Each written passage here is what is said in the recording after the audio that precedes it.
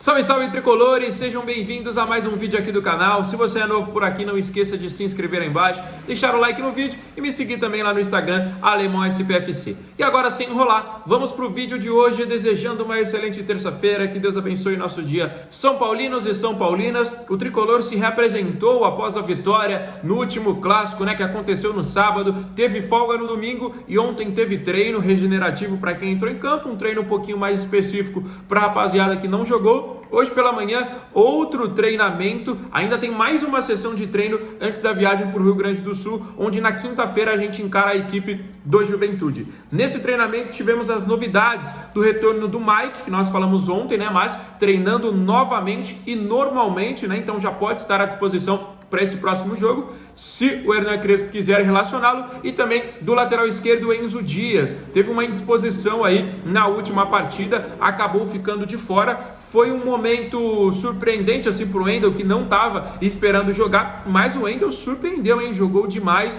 Foi a melhor partida dele com a camisa do São Paulo, muito elogiado, bem defensivamente, ofensivamente deu aquela assistência, foi meio que um chute ali, mas vai contar ali nos números como assistência, e foi muito bem no jogo. Isso gerou uma discussão dos torcedores nas redes sociais. Para você que está assistindo aí, quem deve ser o titular na esquerda? O Wendel, que jogou muito bem o clássico e pode ter uma sequência, ou o Enzo, que é o titular da posição e está de volta? Sinceramente, apesar da boa partida do Wendel, eu continuaria com o Enzo na lateral esquerda, jogando como ala ali, rapaziada? Eu acho que o Enzo pode ajudar bastante o tricolor nessa partida e também na sequência. Para mim, é o lateral titular, como eu falei, apesar da boa partida do Wendel, Deixa aí nos comentários a sua opinião, tá bom, rapaziada? Quem que você prefere? Como eu falei, ainda tem mais uma sessão de treinamento antes da viagem para o Rio Grande do Sul e temos uma novidade esquentando demais. Hoje ou nos próximos dias, no máximo, o Vasco vai anunciar a rescisão de contrato do lateral direito uruguaio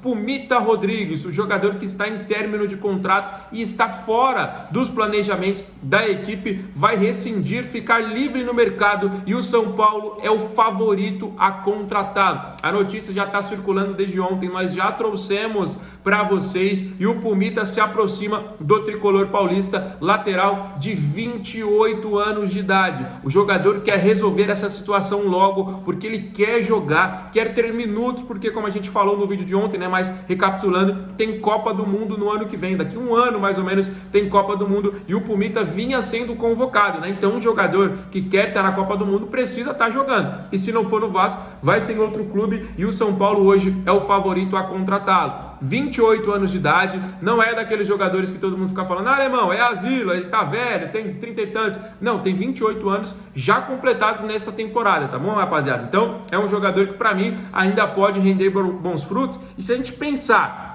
na possibilidade de você trazer um cara de graça, que quer jogar a Copa do Mundo, um cara que quer jogar a Copa do Mundo, o cara vai dar a vida dentro de campo, vai jogar muito. Eu, sinceramente, acho que poderia fazer, sim, esse investimento aí no Pumita, rapaziada. Acho que seria uma contratação interessante pra gente. É um jogador que tem aí um pouquinho de dificuldade na marcação, mas o São Paulo jogando com 3 zagueiros e deixando ele só como ala, ele ataca muito bem, já fez muitos gols, deu muitas assistências, então eu acho que é uma contratação interessante. Sei que tem gente que não gostaria, falar, o cara tá sendo escanteado no Vasco, vai servir para o São Paulo, mas eu acho que tem contratações e contratações, pontualidades, e o que o Pumita para mim seria uma contratação interessante. Então vamos trazendo essas atualizações para vocês. Já trouxemos a informação ontem, hoje complementando, o jogador está prestes a rescindir com o Vasco, vai ficar livre no mercado e pode ser fechado com o São Paulo Futebol Clube, tá bom? Hoje está muito quente essa negociação entre Puma Rodrigues e também o tricolor paulista. Galera, complementando também uma informação de ontem, tá bom? A gente tem uma informação muito interessante para a gente trazer. O São Paulo vai atrás de um meio-campista, exatamente depois da lesão do Oscar, que pode o tirar de campo de até 2 meses. A gente tinha falado sobre isso ontem, que a prioridade era um lateral, mas que poderia surgir essa contratação justamente por conta do Oscar ter machucado e do Alves ter sido vendido, A gente não queria que o Luciano fizesse essa função, porque a gente sabe que ele rende muito mais como um atacante. E aí foi confirmado que o São Paulo está de olho aí, atento a algumas possibilidades de mercado.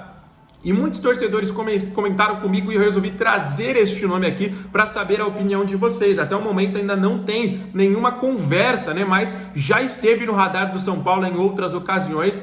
é o meia argentino Matias Rojas, ex-jogador do Corinthians. Ele teve a sua melhor fase na equipe do Racing da Argentina, depois chegou ao Corinthians ali em 2023, viveu seus altos e baixos, mas o geral assim é de que ele não rendeu na equipe do Corinthians. Aí, em meados do ano passado, em meados ali de 2024, mais ou menos nessa época, ele fechou com a equipe do Inter Miami, jogou ao lado de Messi, Luizito Soares, fez bonitos gols, mas também a expectativa foi de que ele não rendeu o esperado. E aí, no meio do ano, assinou com o Inter Miami, jogou até o final da temporada e no início de 2025 ele fechou com o River Plate e novamente ainda não rendeu o esperado. Não entrou em campo no Mundial de Clubes, o contrato está se encerrando, né? Porque ele hoje tem contrato somente até dezembro, tem uma opção de três temporadas, né? 3 anos aí com o River Plate, mas o jogador não está rendendo ao esperado. Então, vamos se dizer que nos últimos 3 trabalhos ele ainda não rendeu nessas equipes. Pode ser que chegue e renda no São Paulo? Pode,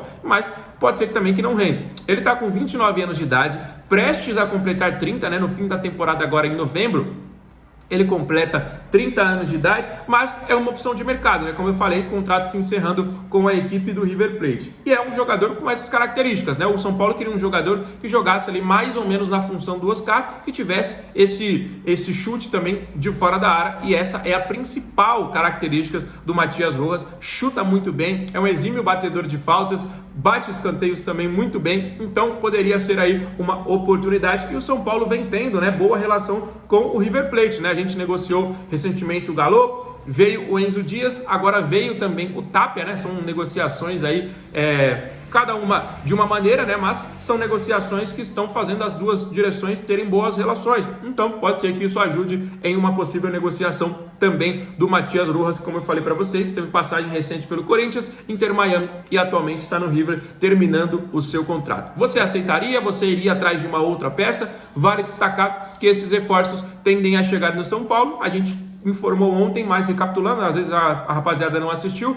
até o final desta semana, né, deve chegar esse lateral direito. O Pumbita está muito encaminhado, mas a gente sabe que a negociação, ela sempre pode acontecer muitas coisas, né, tem toda uma burocracia, tem muita coisa acontecendo, né, por exemplo, o Flamengo ontem estava de boa, o Saúl estava viajando para a Turquia para assinar com o Trabzonspor, negócio melou, do nada ele já chega no Flamengo. A gente sabe que isso pode acontecer, mas hoje as chances são reais do Pumbita Rodrigues ser o novo lateral, e aí chegando essa prioridade, sanando, né, essa questão que o Hernan Crespo, que o time está pedindo ali para lateral direito, aí o São Paulo coloca um foco também com a chegada do atacante, coloca um foco na chegada de um zagueiro e também de um meio campista, que a gente vai falando com vocês aqui durante todo esse mês, até o final do mês, o início do outro mês também, porque tem janela de transferência, tem as competições chegando, então tem muita coisa acontecendo, né? O São Paulo só entra em campo na quinta-feira, mas até lá na quinta nós já podemos ter essa novidade da lateral. E aí, como eu falei, no máximo até o fim de semana. E aí depois ainda existe essas possibilidades, né? De um meia e também de um zagueiro.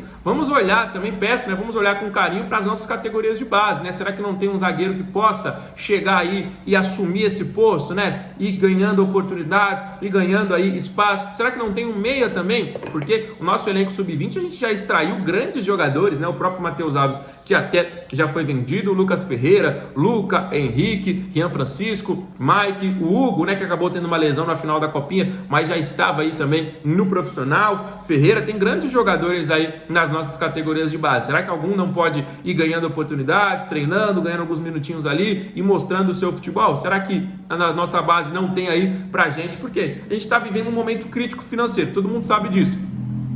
Trazendo uma solução caseira, obviamente você traria ali uma economia muito grande para a equipe, né? Então vamos aguardar aí, mas tem muita coisa para acontecer. Galera, nós temos uma novidade muito importante para o jogo contra o Juventude. A gente vai falar sobre isso amanhã e na próxima quinta-feira, né? Também conhecido como depois de amanhã. Temos uma novidade, o Crespo deve fazer uma alteração importante para o jogo do Campeonato Brasileiro. Lembrando que daqui a pouquinho está chegando também Copa do Brasil e está chegando também Copa Libertadores. As duas competições estamos nas oitavas de final. O Atlético Paranaense, que é o nosso primeiro adversário da Copa do Brasil, vive um momento completamente turbulento na Série B. Estava ganhando de 2-0, tomou a virada para 3-2 da equipe do Volta Redonda, que está na zona de rebaixamento. O Atlético não vem bem das pernas, mas a gente sabe, né, que muda a competição, muda o foco.